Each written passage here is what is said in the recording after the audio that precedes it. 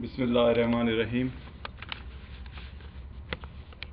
Mrs. Nasreen Kasuri Sahiba, Chairperson, BNU Foundation, Sartaj Aziz Sahib, Vice Chancellor, distinguished members of the board, faculty, parents, guests, dear students, Assalamu alaikum.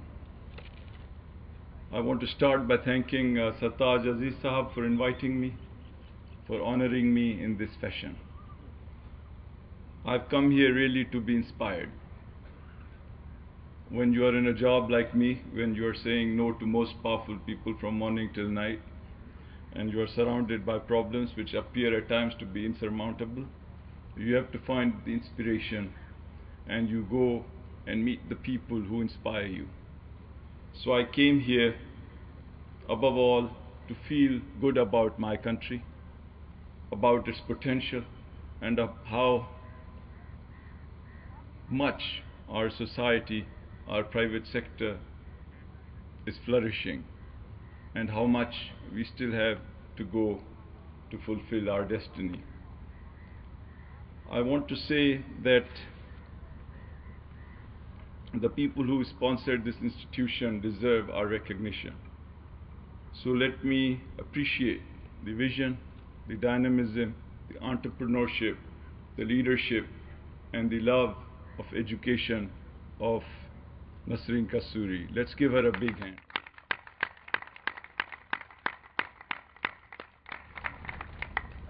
I also want to acknowledge Sartaj Aziz Sahib. He has been a politician who has given a good name to politicians. He has been a person who has dedicated his life in many ways to public service, and I think he has done a great deal in making this dream a reality. So let's give him a big hand also. Many people sitting on the stage are people I have admired. Some I have been fortunate to work with. Of course, education is important. Of course, we know that one of the big lessons of development is that if you want to develop your country, you have to start by developing your people. You cannot have a developed country with underdeveloped people. And this is a lesson that we have lost, but this is a lesson we need to remind ourselves. And the public sector has a role in it, and the private sector has a role in it. And today we talked also about how the public sector can reach out and recognize the merit of those universities who are providing the best education and find ways to collaborate with each other. And I think this is an area I will take away with me, and I want to assure my colleagues here, both on the stage and those who are sitting in front of me, that this is an area I will pursue upon returning to my job in Islamabad. Now, a bit about this country. What do I want to say to the young people? Look, the world is going through a difficult time.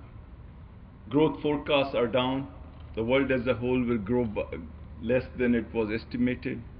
Europe is having a negative growth. US faces a fiscal cliff. UK faces the highest levels of unemployment. Some major European countries are facing default-like situations. The fast-growing countries like Brazil and others have lost their momentum.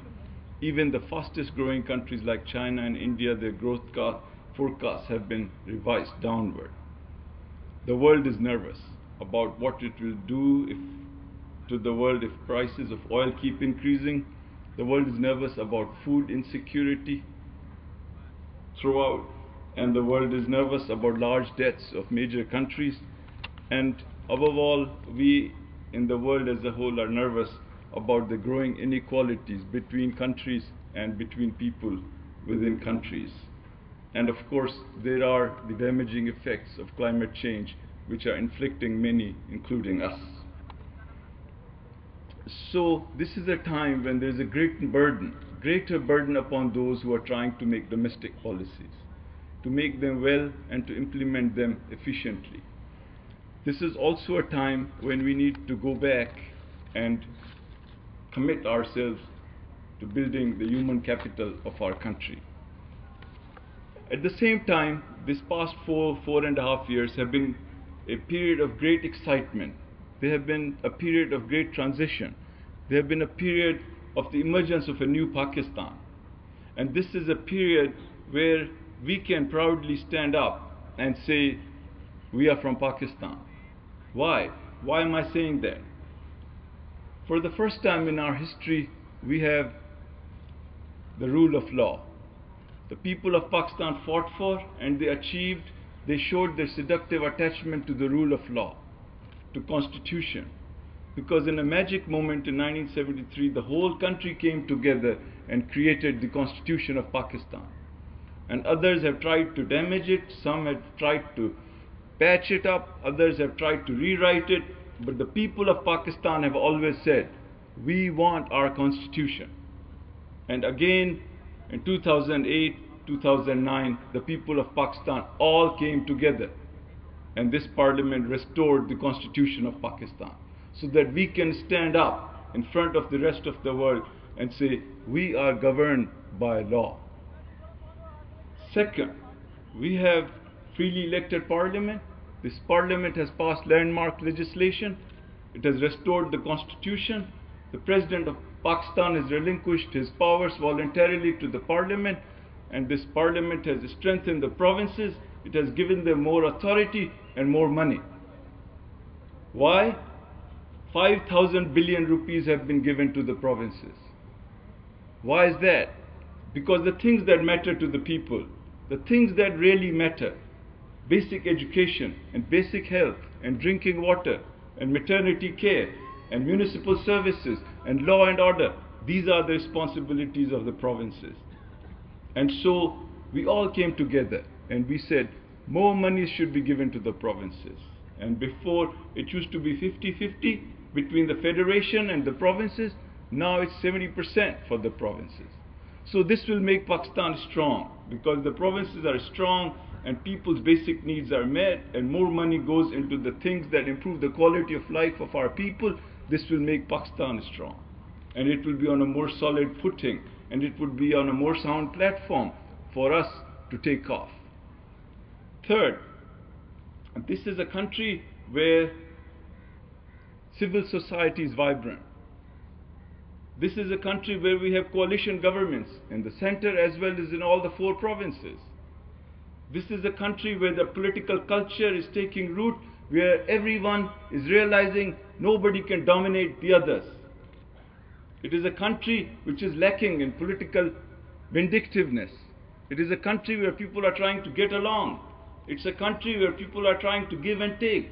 It's a country where people are trying to make adjustments. It's a country where people are trying to generate consensus. And it's a country where we are recognizing that the things that unite us are many and important, and the things that divide us are few and less important. And so a lot has happened. And I think this coalition governments, they have been a good experience for Pakistan, and they have strengthened Pakistan. Also, this is a country where people are free. People are free to criticize. People are free to comment. People are free to give feedback. And people are free to express their opinions. And we have more than 80+ channels. And they're all free.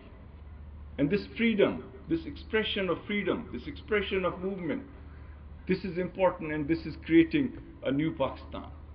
And this is a country, I think, where in the last 4.5 years, women have been empowered. And 4.6 million families headed by women have been supported through cash transfers. Why? Because no one else will support them.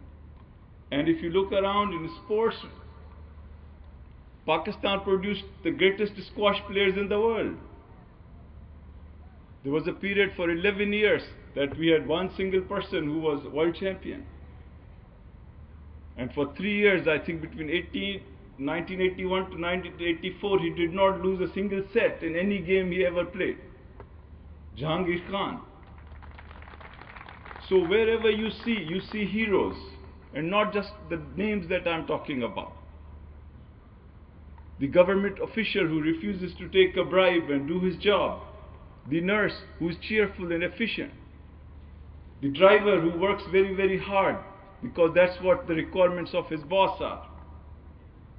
The business person who explores global markets for Pakistani exports, the volunteers who wants to do charity work, the faculty who works very, very hard to mold students to be believers in a better society and to give them the skills to contribute towards fulfilling their dream. They are all our heroes, and they're all around us. And we can be motivated by them, and we can be inspired by them, and we can join hands with them, and we can transform this country to fulfill the great destiny for which it was created, for which the dreamer thought about in 1930, and for which the barrister argued about, and for which many, many of our forefathers, mothers and fathers gave their lives. So I think let us end this with the resolve that we are going to do whatever we can, and whatever we do, we will try to do the best we can. That's all that's required. Whatever we do, let's try to do the best we can. And I think if all of us say that, this country will be great. Now I know that many of you are graduating today, and you really should be proud of your achievements. I also think that while you look at careers in different fields, do not ignore the government, because the government needs good people.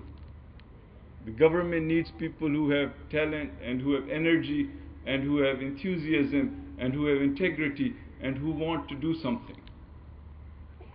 So a career in government should not be rejected outright. You may not make so much money, but there are other ways in which you can fulfill your aspirations. At least I'll not advise you to make too much money if you are in government. Also, I think you should, while you leave today, to carry on with other pursuits, and may Allah accept and reward your endeavors. Do not forget the friends you have made here. These friendships are precious, they should be retained, because over a long period of your life, you will see that the friends you have made here, they will always be there for you. And of course, don't forget your faculty who have worked so hard for you.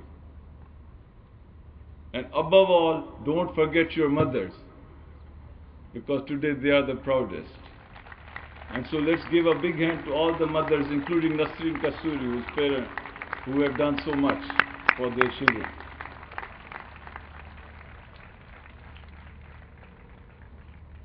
And of course, fathers also. Okay, thank you. May God bless you.